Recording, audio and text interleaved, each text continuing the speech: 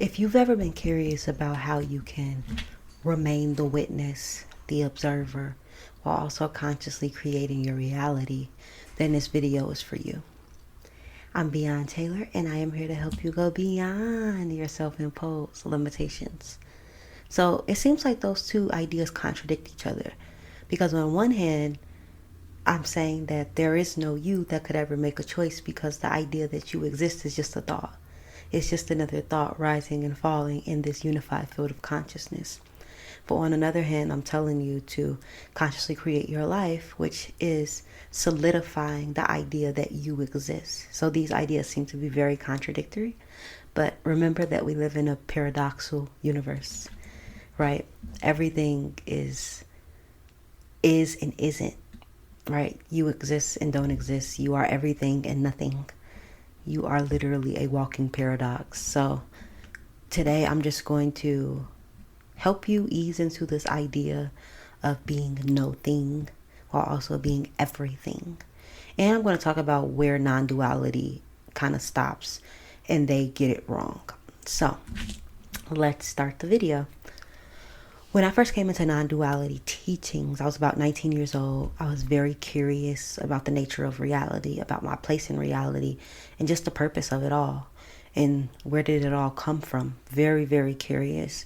And I came across teachers like Alan Watts, Rupert Spira, Mooji, Terrence McKenna, Ram Dass. These were like my first introduction to spirituality, because before that, all I had was religion. I didn't grow up in a Christian home, but it was a lot of Christian undertones. Most of my family, outside family, were Christian. So all I knew was like Christianity, the Christian God. And it wasn't until I started to broaden my friend group after I graduated high school that I started thinking about other things, and it really was psychedelics.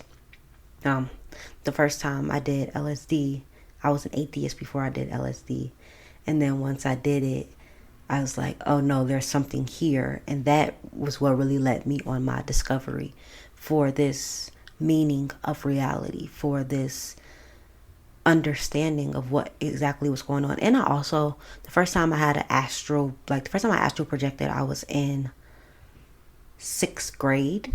The first time I thought I was gonna die, I remember seeing myself like I was laying head down on a couch upside down, and I remember seeing myself doing it, and my body was also very paralyzed, and I was terrified. And I didn't realize it was astral projection until many years later. But that became the first of many experiences, and then I used to have really vivid lucid dreams. Dreams like premonitions, dreams that things would happen.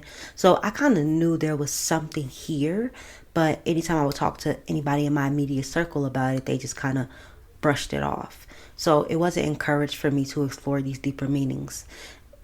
After I did the psychedelics and I started I found these teachers, or I started looking into what is it called? Samadhi. I remember that was like the first spiritual documentary I ever watched. And when I saw Samadhi, I was like, this is exactly, like, I can relate. This is my story. I know exactly what's going on. It really awakened something in me. And then I started to come into the teachings of non-duality, which was from Rupert Spira, Mooji, and a step further was this guy named Jim Newman and this other guy named Tony Parsons, which I feel like they talk about radical non-dualism. I say all that to say I was in the world of unitive consciousness, of elevation of consciousness before I got into conscious creation.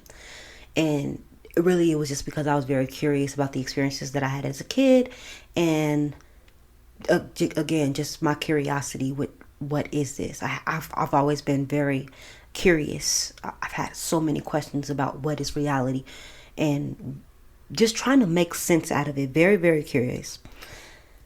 I came across conscious creation, law of attraction teachings in 2020, and it made me turn away from non-dualism because I felt like the two didn't coexist. Because from like even like Michael Singer, a lot of these teachers that talk about unitive consciousness, that speak about surrender and letting go, Eckhart Tolle, they say how the ego is a bad thing, and that the ego is going to, like, the ego is the cause of suffering. The ego is going to run our life wild. So I was like, well, I don't want to listen to these teachers anymore, because I like this idea of being a conscious creator of my life. Like, this stuff makes sense to me.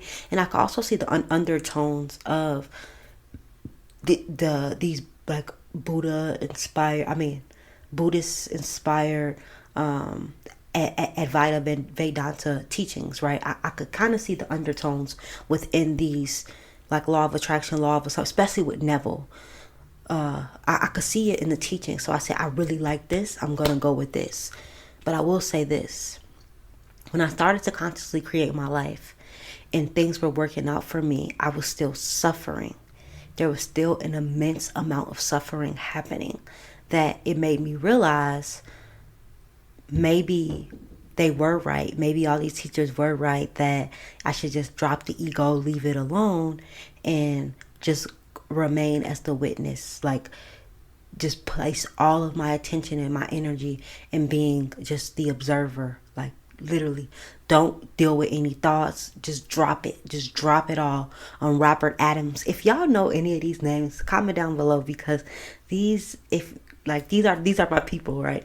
But yeah, Robert Adams, he's another radical.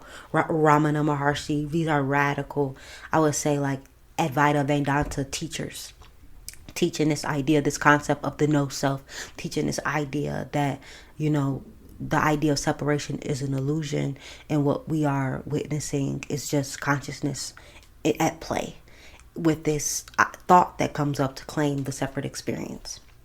So when I started to consciously create my life, I realized that no matter how good it got, I was not at peace. I was not happy. I was always striving for the next thing. I realized that that's why I was suffering, right? And I know a lot of you can relate. It doesn't matter how good things get for you. It doesn't matter how big the goal is. Once you reach it, you're like, what's next? You're probably happy for a bit, and you're like, what's next? You're on to the next thing, and while you're getting the next thing, there's suffering, because all you're thinking about is the lack of it. And when you look into the world, you see how you don't have it, and you might see how other people have it. So then you start to become jealous, and you start to compare, and it takes away from your own success. It takes away from everything that you are creating, because you're looking at everybody else. And that was the stage that I was in. I know many of you can relate. So I went back to the non-dual teachings, and I know at that time in my content, because I was creating a lot of content on TikTok at this time, and I know it was very confusing for my audience, even on YouTube. Like, if you go to my YouTube videos, like some of my older videos, you'll see that I was talking about, like, first I was talking about like just spirituality, right? And then I started talking about manifestation. Then I started to talk about like non-duality more. And I had a podcast called The Freedom of Nothing, The Freedom of Nothingness. But at that time, I really started to understand the process of integration, which is what we're going to talk about in this video, is how integration is so important, because we are not just one thing. We are like literally everything and nothing at the same time. So to simply say that we are like, ignore the body, ignore the mind, ignore our thoughts, just let it all happen, is also an act of self-denial. And also, and this is my like kind of, I don't want to say issue. This is my issue with non-duality, is that there's so many teachers that says there's nothing we can do because there's no separate self that can do anything. But then there's so many videos telling people what they should or shouldn't do.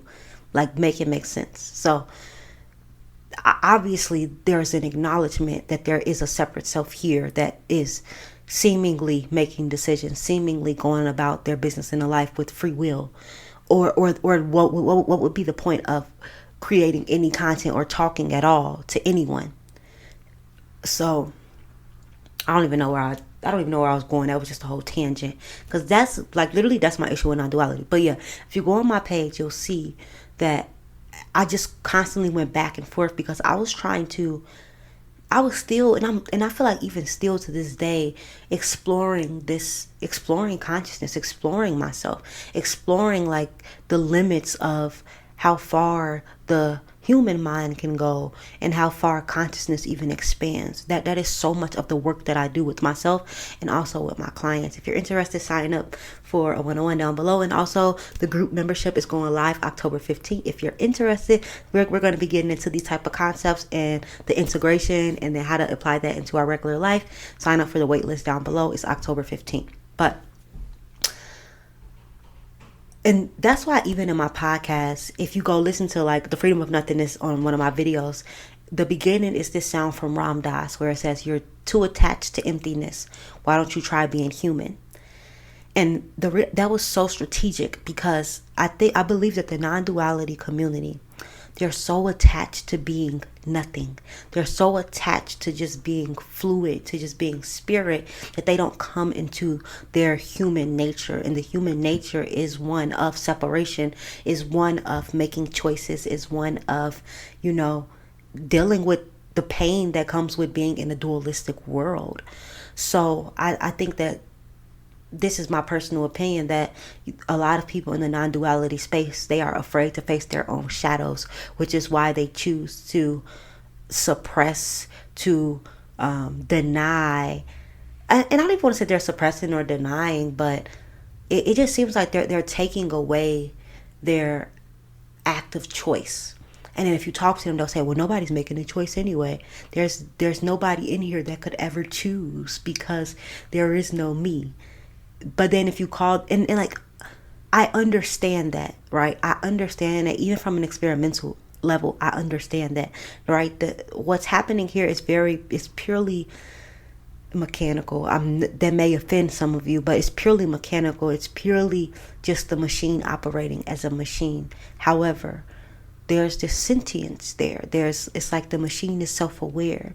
So there's this awareness factor within all of us to know that that there's an identity here taking up space. There's an identity here with memories and with this localized experience that the I thought is creating, but it's still here and it's very solid and it feels real, even though experimentally it's just seeing as sensations. But and that's from the absolute level, but from the relative level, there's an individual here having an individual experience. And I think that for non-duality teachings to deny that and to say you shouldn't care about constantly creating your life, you should try to destroy the ego. Not even destroy the ego, but just, they'll say like, the ego is not real, who cares, nothing matters, nothing exists. And it comes off very like nihilistic. And for the last like 4 years since I came into conscious creating, I've been trying to wrap my head around how can I rest as the observer, rest as the witness, while also honoring my humanity. And I feel like it finally clicked for me this past year about how to do that, about how to integrate these aspects of myself, about how to integrate this beautiful paradox of being everything and nothing, of being something in the void, of being light and dark, right? This beautiful yin yang. I finally figured out how to integrate it all. And the way to do it is just to let it happen and know that what you're doing is exactly what you should be doing. Don't overthink it. Don't overcomplicate it. Whatever you feel called to, whatever you feel compelled to, whatever your heart is leading you towards, know that it's right. Don't try to seek answers in others. Use them as guides to find the answers that are within you, as guides to seek deeper answers within yourself, because that's literally all anyone is, right? Everything that I say, you should be like chewing the meat and spitting out the bone. Take what resonates and leave the rest, because I don't have all the answers. You have the answers. It's going to be very intuitive to yourself, right? You can read all the books that's going to point to this deeper truth, but it's not until you experience it for yourself are you going to be able to sing the song of it. And your song's going to be totally different than somebody else's song who had the same exact experience as you, because it's all subjective to your seemingly past, to your genetic coding, to the coding that you receive on an everyday basis. So this is all a mystery, and I feel like I finally just came to the point where I realized that nobody has the answers and it's a mystery and everybody's just pretending the same way I'm pretending. But like, we really don't know. And like, I've gotten comfortable in the fact that I don't know, and then operating from there. So I've been able to like take all of these teachings and just apply them to me. And some people, they get really upset about that. They'll say, like for example, Christians, they'll say, you take some of the stuff from the Bible, but you don't take everything. And it's like, of course I do, because everything doesn't apply to me. I take what applies, I let the rest fly. And I feel like some people, they have a hard time doing that because they live in this like all or nothing mindset, very black and white, right? Where it's either this or that. And for me, I've just never, it's this and that. So, and that's why I enjoy all religions, all acts of spirituality, all acts of non-spirituality. I dated a Satanist just because I was curious to see what that was all about. Never again. And not even just because they don't even worship Satan. It's like a political thing, but the energy is just very dark, and I don't want nothing to do with it. The energy was particularly with him, but the energy was like very dark, and I was like, yeah, I was curious, but I'm good. Because I'm just so curious about everything, about all perspectives of life. And it just makes for, and I think this is just consciousness just enjoying itself, enjoying its experience, and enjoying the differences. Where, I don't know, I just feel like non-duality is just, sure, everything is meaningless, but like everything is meaningless, so we can give it our own meaning. We can make it whatever we want. We can create whatever we want. Who cares if we suffer? Who cares if we feel pain? I'm gonna feel pain regardless. And if there's an idea that I'm doing it, I'm gonna run with it. So now I feel like I've been able to integrate the conscious creation with non-duality, which is why I say in my bio, non-duality meets conscious creation, because they go hand in hand. It's not either or. And I thought that for so long. I thought, I was either studying this or that. And now I'm like, no. They're actually the exact same thing. They're talking about the exact same thing from different lenses. And I think a lot of manifestation teachers are even starting to talk about non-duality now, because they're seeing that this interrelationship, and they're seeing that that's really the foundation for conscious creation, where the manifestation community made me so upset, because it seemed like they were just trying to get people to pursue the material, the cars, the relationships, the circumstances, the money. And it was like, but they weren't really after the essence of why we're able to do these things. Where when I came to like the law of assumption, even Neville, I feel like Neville, he was trying to pull people in with this promise of you'll be able to manifest this and that. But at the end, his last work was the promise. It was the promise, and it was all about awakening inside of your own skull to recognize that, you are the creator. You are God, essentially, right? So his teachings were very deep. And I feel like it's starting to shift, and of course that's just a direct reflection of what's happening within, because the world is a mirror. But before, it was very much on the surface level. It was all surface teachings, and I'm like, this is not helping anyone. It's just leading them down this wheel of suffering. And it didn't take me long to see that within myself, that like no matter how good it got, I was still not fulfilled. But in non-dual teachings, I remember that it doesn't matter how bad it is, I'm fulfilled and I'm happy and I'm loved. And it's like, pair that with consciously using my attention to focus on a reality out of the infinite timelines that we exist, to focus on a reality that's in alignment with how I feel. That's the magic right there. That's the key. And that's why I feel like I'm so different from a lot of other coaches, because I still think that they're teaching how to consciously create from the idea of being a separate self. But and they're saying like, oh, there's unity, but they're still saying it's like a very surface level understanding, where my understanding is very it's an embodied understanding. It's a lived experience that I have, and it's not just something that I know. And I feel like you guys can feel that, which is why y'all resonate with me and why y'all like me so much and why y'all stick around, is because you know that I'm not just talking because I've read a lot of books or because I've listened to a lot of podcasts or a lot of videos. Like, this is because this is literally how I live my life.